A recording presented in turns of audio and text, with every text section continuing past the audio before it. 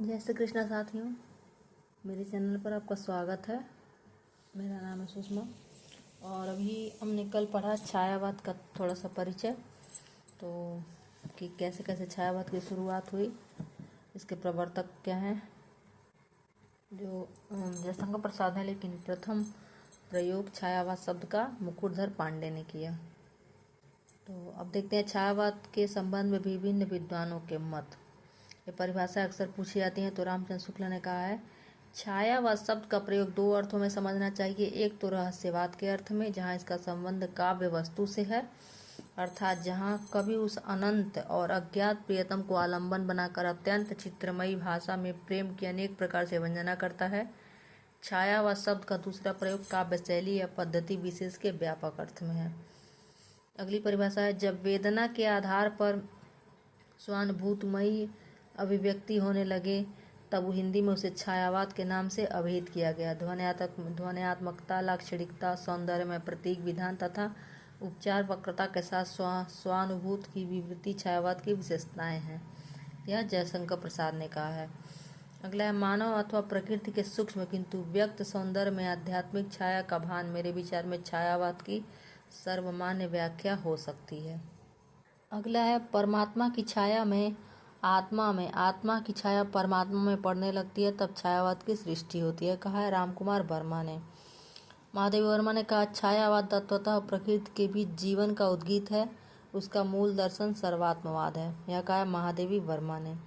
और यह जो है मोस्ट इम्पॉर्टेंट, बहुत बार पूछा जा चुका है, छायावादी स्थूल के प्रति सूक्ष्म का विद्रोह है। वह एक विशेष प्रकार की भाव पद्धति है, जीवन के प्रति विशेष प्रकार का भावनात्मक दृष्टिकोण है। और इसको ऐसे रामविलास शर्मा बोले हैं, छायावाद स्थूल के प्रति सूक्ष्म का विद्रोह नहीं रहा है, वरन थोथी नैतिकता, रूढ़िवाद और सामंती साम्राज्यवादी बंधनों के प्रति विद्रोह रहा है। परंतु यह विद्रोह मध्य वर्ग के तत्वाधान से हुआ था, इसलिए उसके साथ मध्य वर्गीय असंगत, पराजय और पलायन की भावना भी जुड़ी हुई है। और अगला है राम स्वरूप चतुर्वेदी का, ये बहुत पूछा जाता है। वह छायावाद मूलतः शक्ति काव्य है, पुनर्जागरण चेतना का व्यापक और सूक्ष्म रूप है, अपनी अर्थ प्रक्रिया में मानव व्यक्तित्व के गहरे स्तरों पर समृद्ध करता है। यह रामस्वरूप चतुर्वेदी ने कहा है। अगला है हजारी प्रसाद द्विवेदी का, छायावाद के मूल में पाश्चात्य रहस्यवादी भावना अवश्य थी। इस श्रेणी की मूल प्रेरणा अंग्रेजी की रोमांटिक भावधारा की कविता से प्राप्त हुई थी और इसमें संदेह नहीं कि उक्त भावधारा की पृष्ठभूमि में ईसाई संतों की रहस्यवादी साधना अवश्य थी। अगला नामवर सिंह का, छायावाद उस राष्ट्रीय जागरण की अभिव्यक्ति है जो एक और पुराने ऋणियों से मुक्ति चाहता था, दूसरी ओर विदेशी पराधीनता से। और अगला है नामवर सिंह का ही, छायावाद व्यक्तित्व की कविता है जिसका आरंभ व्यक्ति के महत्व को स्वीकार करने और करवाने से हुआ। अब हम छायावाद की रचनाएं देख लेते हैं। रचनाएं नहीं, पहले देखते हैं जयशंकर प्रसाद के विषय में।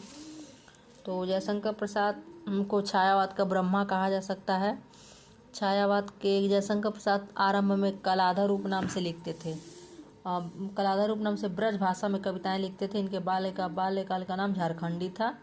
दोनों प्रश्न पूछा जाता है कि किस उपनाम से जयशंकर लिखते थे और किस भाषा में लिखते थे, तो ब्रज भाषा में लिखते थे। पहली कविता सावन पंचक जो है इनकी कलाधर उपनाम से 1906 में भारतेंदु पत्रिका में छपी थी।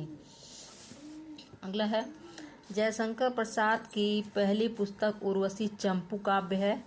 यह कृति कामायनी को श्रद्धा का पूर्व संस्करण भी कहलाती है। कामायनी की श्रद्धा का पूर्व संस्करण भी कहलाती है। अगला, झरना को छायावाद की प्रथम प्रयोगशाला भी कहा जाता है।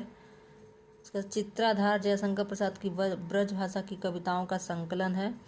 चित्राधार में एक साथ 10 रचनाओं का संकलन हुआ, जिसमें से 3 कानन कुसुम, प्रेम पथिक और महाराणा का महत्व काव्य संग्रह है।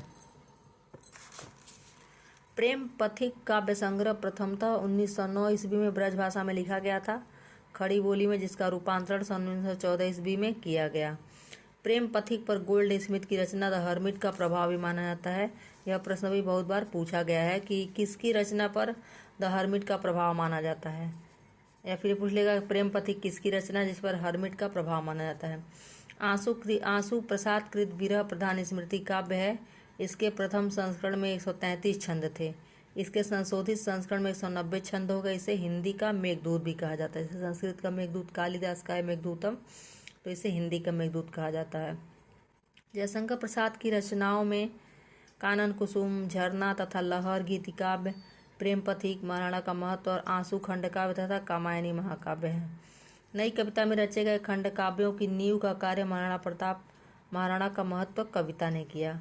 महाराणा का महत्व, प्रेम पथिक और तुकांत रचनाएं हैं।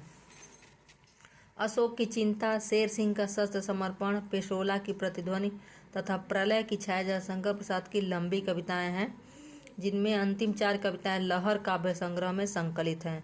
प्रलय की छाया कविता में रानी कमलावती का मानसिक द्वंद्व दिखाया गया है। यह लहर की सबसे लंबी कविता है।